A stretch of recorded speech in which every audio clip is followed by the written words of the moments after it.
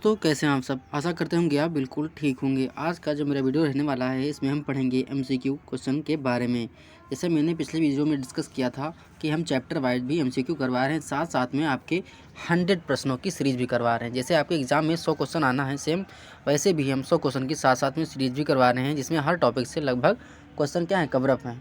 और इस वीडियो में हम जो एमसीक्यू करवाएंगे वो करवाएंगे चैप्टर वाइज, ठीक है। ज़्यादा नहीं होंगे। अच्छा, एक चैप्टर से लगभग कितने एमसीक्यू बन सकते हैं? 10 या 12 या 15 इतने ही एमसीक्यू बनेंगे। अगर टोटल इतने ही आपके, अगर मान लो 20 टॉपिक आपके एग्जाम में दिए हैं सिलेबस में, अगर 20 टॉपिक से अगर 15 क्वेश्चन रखेंगे तो 300 क्वेश्चन हुआ ना। तो इस हिसाब से, लेकिन उस टॉपिक में देखिएगा आप, अगर कोई एक टॉपिक उठा के देखिए तो उसमें एक टॉपिक में कई सारे टॉपिक दिए हुए हैं, ठीक है। तो इससे क्वेश्चन ढूंढने में भी हमको दिक्कत होती है। हम क्वेश्चन ढूंढ के कहीं भी मुझे किताब मिलती है, बुक्स मिलती है, उससे हम लेकर आते हैं क्वेश्चन अच्छे और आपको करवाते हैं, ठीक है। तो चलिए स्टार्ट करते हैं आज का वीडियो बिना किसी देरी के। अगर आप हमारे चैनल पर नए हैं तो प्लीज़ चैनल को लाइक करिए, शेयर करिए, सब्सक्राइब करिए और देखते रहिए हमारा चैनल एग्जाम आरजू क्लासेस, ठीक है। चलिए स्टार्ट करते हैं। पहला क्वेश्चन आपकी स्क्रीन पे दिख रहा होगा, लिखा है संक्रमण प्राप्त करने के बाद व्यक्ति की प्रतिरक्षा विकसित होती है, उसे क्या कहा जाता है? यानी कि किसी व्यक्ति के अंदर अगर किसी प्रकार का इन्फेक्शन हुआ है और उस इन्फेक्शन से लड़ने के लिए उसके अंदर कोई प्रतिरोधक क्षमता हुई तो उसे क्या कहा जाएगा? ऑप्शन नंबर ए है सक्रिय प्रतिरक्षा, बी है निष्क्रिय प्रतिरक्षा, सी है सामूहिक प्रतिरक्षा एंड डी हमारा उपरोक्त तो सभी। तो इसका जो राइट आंसर हो जाएगा वो हो जाएगा सक्रिय प्रतिरक्षा। सक्रिय मतलब एक्टिव, उसकी एंटीबॉडी बन चुकी है एक्टिव। जैसे आप कोरोना से संक्रमित हो गए तो जब कोरोना से संक्रमित हो गए आप, तो आपके अंदर एक क्या हुआ, प्रतिरक्षा, यानी कि एंटीबॉडी डेवलप हो गई। तो उसे ही पूछा गया, उसे हम क्या कहते हैं? उसे हम सक्रिय कहते हैं, निष्क्रिय नहीं कहते हैं। सामूहिक मतलब समूह में होना हो ही नहीं सकता उपरोक्त में से कोई नहीं। तो इसका जो राइट आंसर हो जाएगा वो हो जाएगा हमारा सक्रिय प्रतिरक्षा, यानी second number, question number first का फर्स्ट पार्ट सही हो जाएगा। फिर क्वेश्चन कह रहा है बाहरी कार्यक्रम हेतु छोटी मात्रा में टीके ले जाने के लिए उपयोग की जाने वाली उपकरण को क्या कहता है? ऑप्शन ए है वॉक इन फ्रीजर, बी है वॉक इन कूलर, सी है वैक्सीन कैरियर एंड डी हमारा आइस पैक। अच्छा, इसमें कहा गया बाहरी कार्यक्रम है छोटी मात्रा में टीके ले जाना है। आपने देखा होगा जो गांव में आशा बहू होती हैं या फिर जो पोलियो पिलाने वाले लोग होते हैं, पोलियो की वैक्सीन होती है ओरल यानी मुँह से जो दी जाती है, उसको देखा होगा एक डिब्बे में लेकर जाते हैं। उस डिब्बे का क्या नाम है?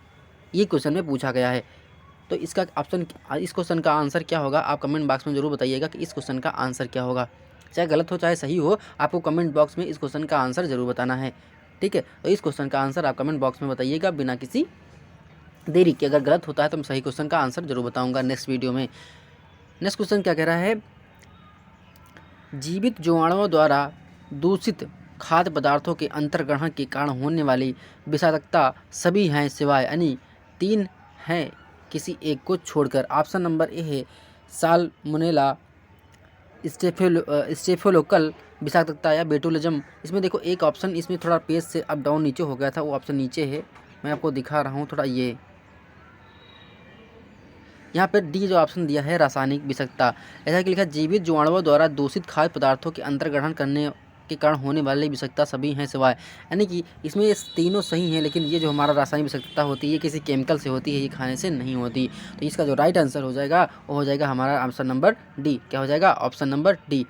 नेक्स्ट क्वेश्चन क्या कह रहा है,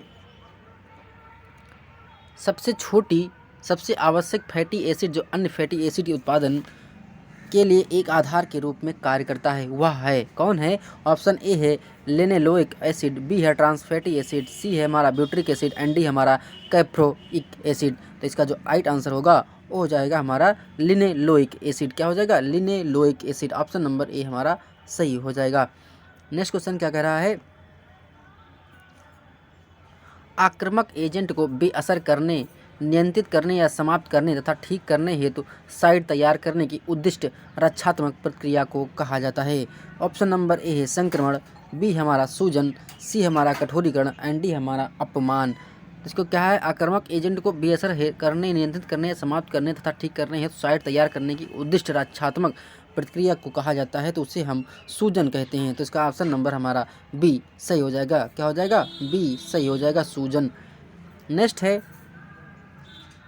हाथों की शरीर के मध्य रेखा की और गति को कहते हैं। हाथों की शरीर के मध्य रेखा की और गति को कहते हैं। ऑप्शन नंबर ए है एडॉक्शन, बी है अडॉक्शन, सी हमारा इन्वर्सन एंड डी हमारा इवर्सन। तो इसका जो राइट आंसर हो जाएगा वो हो जाएगा अडॉक्शन। इसका स्पेलिंग आप देख लीजिए, ADDUCTION, अडक्शन होता है। ठीक है, तो अडक्शन इसे मध्य रेखा की और गति को कहते हैं। नेक्स्ट हमारा कोविड-19 संक्रमण के प्रसार को रोकने के लिए स्वस्थकर उपाय है। मतलब अगर कोविड-19 किसी को हुआ है तो उसका रोकने के लिए कारगर उपाय कौन सा होता है? ऑप्शन ए है अच्छी तरह से भोजन करना, बी है दिन में 2 बार ब्रश करना, सी है हाथ धोना, एंड डी हमारा सोना। आप सब लोग कोविड-19 के दौरान गुजर चुके हैं, आपने देखा होगा कि कोविड से बचने के लिए आपको क्या करना चाहिए, तो आपको हाथ धोना चाहिए। ठीक है, टीवी पे बताते थे कि न्यूज़ वाले जो हमारा स्वास्थ्य मंत्रालय वही बताता कि दिन में आप ऐसे धोए, ऐसे हाथ धोए। तो हाइजीन जो है, स्वच्छता आपके हाथों की बहुत ज़रूरी मानी गई थी। नेक्स्ट हमारा क्वेश्चन क्या है? विश्व स्वास्थ्य दिवस कब मनाया जाता है? विश्व हेल्थ डे यानी कि WHO दिवस कब मनाया जाता है? ऑप्शन नंबर ए है 10 मई, बी है 1 दिसंबर, सी है 11 मार्च, एंड डी हमारा 7 अप्रैल। इस क्वेश्चन का आप आंसर तो हमको पता है, आप लोग जानते होंगे कि WHO अपना स्वास्थ्य दिवस कब मनाता है, तो हमारा 7 अप्रैल 1948 को क्या हुआ था? WHO की स्थापना हुई थी। ठीक है, 7 अप्रैल 1948 को WHO की स्थापना हुई थी, इसीलिए 7 अप्रैल को मनाया जाता है विश्व स्वास्थ्य दिवस। तो ऑप्शन नंबर डी हमारा सही हो जाएगा। नेक्स्ट क्वेश्चन क्या कह रहा है? हरित क्रांति का आह्वान किसने किया था? जो ग्रीन रिवोल्यूशन हमारी आई थी उसका आह्वान किसने किया था? ऑप्शन ए है वर्गीज कुरियन, बी हमारा त्रिभुवन दास पटेल, सी हमारा MS स्वामीनाथन, एंड डी हमारा HM दालया। देखो, हम आपको बता दें, हम अपना सिलेबस लगभग 70% कवर कर चुके हैं। ठीक है, इस मंथ में तो नहीं, तो लेकिन अगले मंथ तक 5 या 8-10 तारीख तक लगभग हमारा सारा सिलेबस कंप्लीट हो जाएगा। हम अपने यूट्यूब चैनल पर जितना भी सिलेबस कवर अप किए हैं उसको एक अलग से प्लेलिस्ट बना दी है, उसमें सारी वीडियो आपको एक लाइन से मिल जाएंगी। आप उसे पढ़ सकते हैं, नोट बना सकते हैं अच्छे और अपनी तैयारी कर सकते हैं। अभी एग्ज़ाम की कोई डेट नहीं आई है, अभी एग्ज़ाम का शॉर्टलिस्ट नहीं हुआ है। पहले आप शॉर्टलिस्ट होंगे, उसके लगभग 45 से 60 दिन के बाद एग्ज़ाम होना है। तो हमको लगता है कि इस साल आपका एग्ज़ाम नहीं होने वाला है। अगर होगा भी तो नवंबर लास्ट होगा, नहीं तो अगले साल आपका एग्ज़ाम होगा। ठीक है, 2023 में। इसलिए अपनी तैयारी पर बस बढ़िया रखिए, अच्छे रहिए, मस्त रखिए, और आपका जब आएगा तो आपका सिलेक्शन ले लेना है। आपको यही रखना, आप अगली जो दिवाली आए उसमें आपको अपने पैसे से खर्च करना है। ठीक है, ये मान के चलिए अगली दीपावली तो अगर आपका हो गया तो अगली दीपावली आपका सिलेक्शन पक्का हो जाएगा, आपकी ज्वाइनिंग भी हो जाएगी, क्योंकि 1 साल के अंतर्गत ये सब कुछ हो जाएगा, घट जाएगा। ठीक है, आते हैं अपने कुछ वीडियो पर, अपने क्वेश्चन पर। हरित क्रांति का आह्वान किसने किया था? ऑप्शन ए है वर्गीज कुरियन, बी है त्रिभुवन दास पटेल, सी हमारा MS स्वामीनाथन, एंड डी हमारा HM दालया। तो देखो, हरित क्रांति के जो जनक हैं वो हमारे स्वामीनाथन हैं, और जो दूध क्रांति की वो है हमारी वर्गीज कुरियन है। ये अमूल की स्थापना आनंद गुजरात में किया था इन्होंने। यह हमारी 1966-67 में क्या आई थी? हरित क्रांति आई थी फसलों के उत्पादन के लिए। नेक्स्ट हमारा है, जल के शुद्धिकरण के लिए कौन सा रासायनिक पदार्थ इस्तेमाल किया जाता है? यानी कि जल के शुद्धिकरण के लिए कौन सा रासायनिक पदार्थ उपयोग किया जाता है? इसका ऑप्शन आप बताएंगे क्या उपयोग किया जाता है?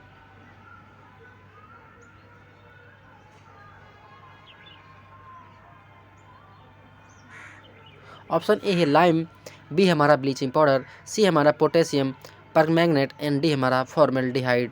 इसका जो ऑप्शन बताएंगे वो क्या होगा? देखो, जल के जो शुद्धिकरण होता है, आपने देखा होगा जो टंकी, पानी की टंकी ऊँची ऊँची होती हैं, सीमेंट की जो बनी होती है, नगर पालिका में देखा होगा, या बड़े शहरों में वहाँ बड़ी बड़ी पानी टंकी होती हैं, और उन्हें साफ़ करने के लिए उसमें ब्लीचिंग पाउडर डाला जाता है। ब्लीचिंग पाउडर जो होता है ये पानी को शुद्ध कर देता है, इसलिए जो राइट आंसर इसका होगा वो हमारा हो जाएगा ब्लीचिंग पाउडर। क्या हो जाएगा? ब्लीचिंग पाउडर इसका राइट आंसर हो जाएगा।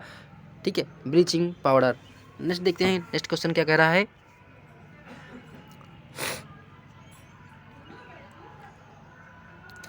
जनसांख्यिकीय चक्र में उच्च स्थिर अवस्था की विशेषता निम्न होती है। ऑप्शन ए है उच्च जन्म दर और उच्च मृत्यु दर, बी हमारा मृत्यु दर कम होने लगती है जबकि जन्म दर अपरिवर्तित रहती है, सी हमारा है मृत्यु दर भी अधिक घट रही है और जन्म दर गिर रहा है, या डी हमारा कम जन्म और कम मृत्यु दर। तो इसका जो राइट आंसर होगा वो हमारा हो जाएगा उच्च जन्म दर और उच्च मृत्यु दर। ये हमारा सांख्यिकी चक्र में उच्च स्थिर की विशेषता होती है।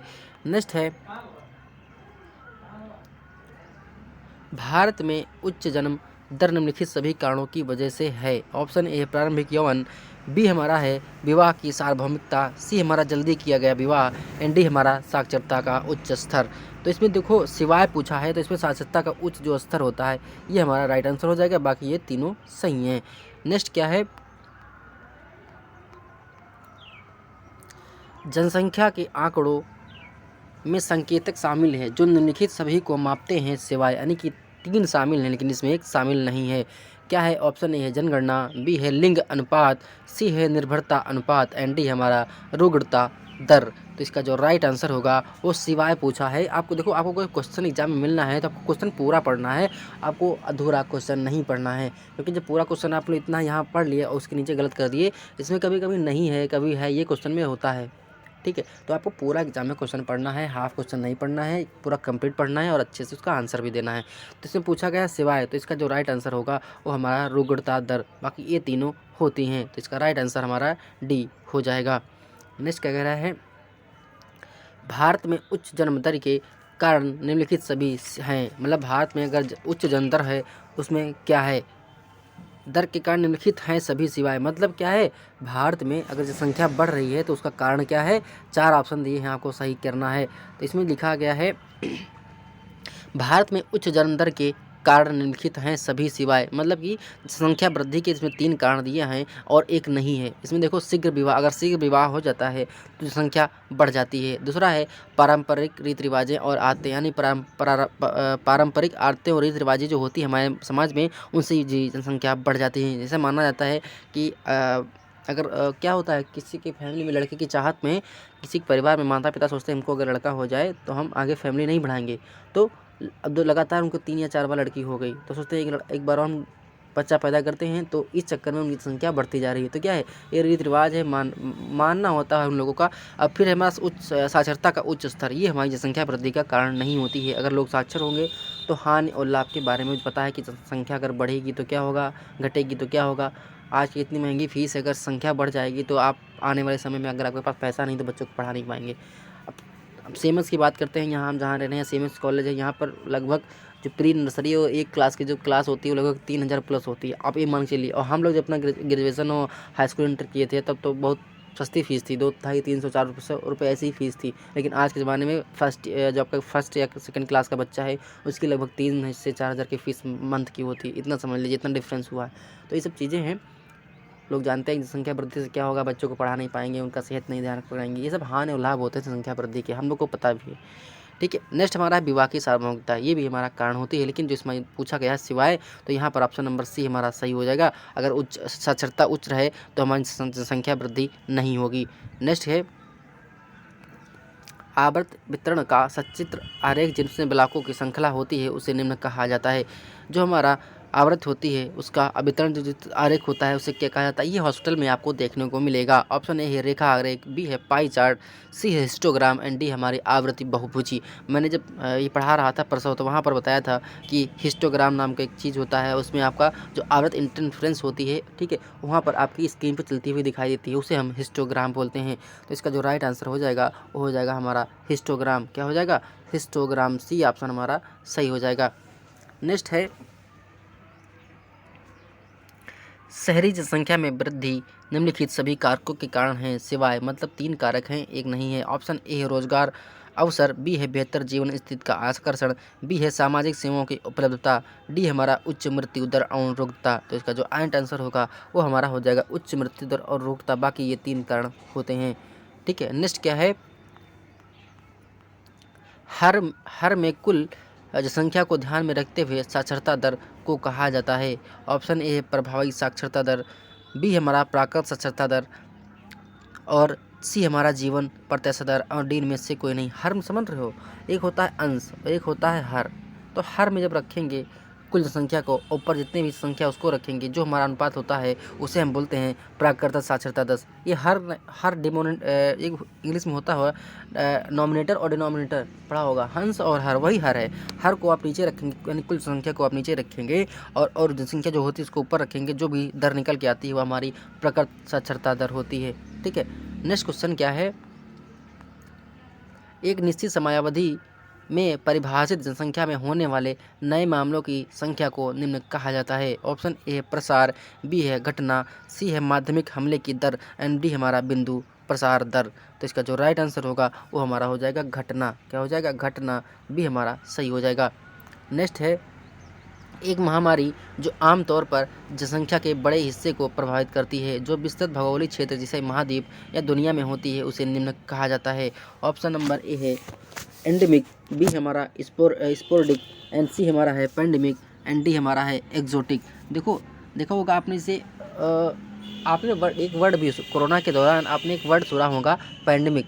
पेंडेमिक को आमतौर पर उसे हम महामारी जब एक बहुत विस्तृत क्षेत्र पर जब किसी संक्रमण या किसी ऐसी चीज़ का आक्रमण हो जाता है तो उसे महामारी घोषित कर देते हैं। महामारी को इंग्लिश में पेंडेमिक बोला जाता है। तो आप अगर जो कोरोना के दौरान अगर हेल्थ मिनिस्ट्री की मतलब जो स्वास्थ्य मंत्रालय होती थी, आप अगर उसकी प्रेस सुन रहे होंगे तो उसमें वहाँ पर वो बार बार जिक्र कर रहे थे कि हाँ भारत में महामारी आ गई, भारत में कोरोना आ गया। तो जब बहुत बड़े क्षेत्र पर एक महामारी दुनिया में आ जाती है तो उसे हम पेंडेमिक बोलते हैं। आपने नाम सुना भी होगा पेंडेमिक, ठीक है। पेंडेमिक को महामारी बोलते हैं, तो इसका राइट आंसर हो जाएगा पेंडेमिक, ठीक है। नेक्स्ट क्वेश्चन क्या कहा जा रहा है? संपर्क के बीच बीमारी की घटना और गैर संपर्क के बीच की घटना के अनुपात को कहा जाता है। ऑप्शन ए है ध्यान देने योग्य जोखिम, बी है सापेक्षिक जोखिम, सी है जनसंख्या के कारण होता जोखिम एंड डी है हमारा ए सभी। तो इसका जो राइट आंसर हो जाएगा वो हमारा हो जाएगा सापेक्षिक जोखिम। B is the right answer. Next question क्या कह रहा है? स्वास्थ्य के महत्वपूर्ण निर्धारकों में शामिल है। ऑप्शन ए है भोजन एवं स्थान, बी है स्वास्थ्य सेवाएं, डी है साफ सफाई एंड डी उपयुक्त सभी। देखो अगर आप स्वास्थ्य रहेंगे तो क्या करना है? भोजन अच्छा भी करना है, स्वास्थ्य सेवाएं भी अच्छी रखनी है, साफ सफाई भी अच्छी रखनी है। इसका मतलब ऑप्शन नंबर डी आपका सही हो जाएगा, उपयुक्त सभी। नेक्स्ट क्वेश्चन क्या कह रहा है? निम्नलिखित में से कौन सा कथन असत्य है? यानी कि आपको 3 सही दिए हुए, आपको एक गलत चुनना है। ऑप्शन ए है स्वास्थ्य के दृष्टिगत संतुलित व पौष्टिक भोजन लेना चाहिए, बी हमारा है आनुवंशिकता एवं वातावरण स्वास्थ्य को प्रभावित करने वाले महत्वपूर्ण कारण हैं, सी हमारा भोजन बच्चों के वृद्धि विकास के लिए बुनियादी जरूरत नहीं है। ऑप्शन नंबर डी हमारा बिस्फेनॉल ए एक रासायनिक तत्व है जो प्रायः खाद्य पैकेजिंग में होता है। तो इसका जो ऑप्शन नंबर ए है सी है हमारा सही हो जाएगा। बच्चों के विकास के लिए बुनियादी जरूरत नहीं है, गलत होती है। तो यहाँ पर राइट आंसर हमारा सी हो जाएगा, क्योंकि असत्य कहा गया है तो यहाँ पर ये गलत है, बाकी 3 ही हमारे सही हैं। तो ये छोटा सा वीडियो था 22 क्वेश्चन का। नेक्स्ट वीडियो हम लाएंगे थ्योरी वाला, उसमें पढ़ाएंगे हमारा लगभग जो सिलेबस है कंप्लीट ही हो रहा है, उसके बाद हम थोड़ा थ्योरी पढ़ाएंगे, उसके बाद हम सी क्वेश्चन लेकर आएंगे, फिर 100 प्रश्नों की श्रृंखला। मिलते हैं नेक्स्ट वीडियो में। अगर आपको वीडियो अच्छी लगी तो प्लीज़ वीडियो को लाइक करिए, शेयर करिए, सब्सक्राइब करिए और देखते रहिए हमारा यूट्यूब चैनल एग्जाम आरजू क्लासेस। मिलते हैं नेक्स्ट वीडियो में। धन्यवाद, शुक्रिया।